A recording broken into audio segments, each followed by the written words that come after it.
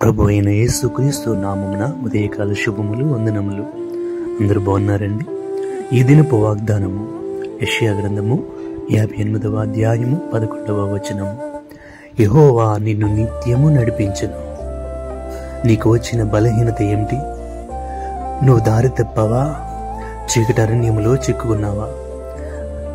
ఏ దారి అర్థం కావడం లేదా? మనకు ఒక వాగ్దానం ఉంది. యెహోవా నేడు కలుగజేయు రక్షణను ఊరిక నిలిచి చూడుడి. ఇటువంటి కంగారు పడనక్కర్లేదు. దేవుని వైపు చూడు. నువ్వు ఆయనకు మొరపెడితే ఆయన నీకు తప్పక దారి చూపిస్తాడు. కారణం అది ఆయనకే తెలుసు కాబట్టి.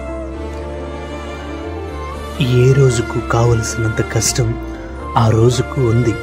అయితే మనం నిరంతరం ప్రభు నడుపుదలలో, కాపుదలలో ఉండడం ఎంత గొప్ప భాగ్యం. మన సొంత మార్గాన్ని మనమే ఎన్నుకుంటే, రక్త మాంసాలు కలిగిన మనుషులను సంప్రదిస్తే ప్రభు నడుపుదలను తృణీకరించిన వారమవుతాము. మన సొంత చిత్తాన్ని ప్రక్కన పెడితే ఆయన మనతో అడుగులు వేయించి తన మార్గంలో నడిపిస్తాడు. రోజులో ప్రతి గంట, సంవత్సరంలో ప్రతి రోజు, మన ఆయుష్లో ప్రతి సంవత్సరం ప్రభువు మనలను నడిపిస్తున్నాడు కదా. మనం ఆయనకు లోబడితే మన అడుగులు స్థిరపరుస్తాడు. మన మార్గాన్ని ఆయనకు అప్పగిస్తే ఆయన మనలను సరైన దారిలో నడిపిస్తాడు. అప్పుడు మనం దారి తప్పిపోము. ఇంతకు యెహోవా నిన్ను నిత్యము నడిపించును అన్న వాగ్దానం ఎవరికి చేయబడిందో గమనించారా? దాని ముందు వాక్య భాగంలో మనం చూస్తే 10వ వచనంలో, ఆశించిన దానిని ఆకలిగొనిన వానికిచ్చి శ్రమపడిన వానిని తృప్తిపరిచిన ఎడల అని రాయబడి ఉంది. అలా చేసిన వారిని యెహోవా నిత్యము నడిపిస్తాడని వాగ్దానం చేయబడింది. మనం ఇతరుల కష్టాలలో పాలు పొందాలి. మనకు అవసరం లేని దాన్ని వారికి ఇవ్వడం కాదు గాని వారి పట్ల మనం ఉదారంగా ఉండాలి.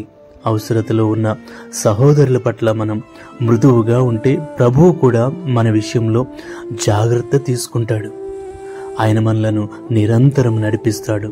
లోబులకు, పేదలను అణగద్రొక్కే వారికి ఆయన నాయకుడిగా ఉండడు గాని, మృదువైన హృదయం కలిగి ఇతరుల ఎడల దయ కలిగిన వారికి ఆయన నాయకుడిగా ఉంటాడు. అలాంటి వారు ఎప్పుడు దారి తప్పని యాత్రికుల్లా సాగిపోతూనే ఉంటారు.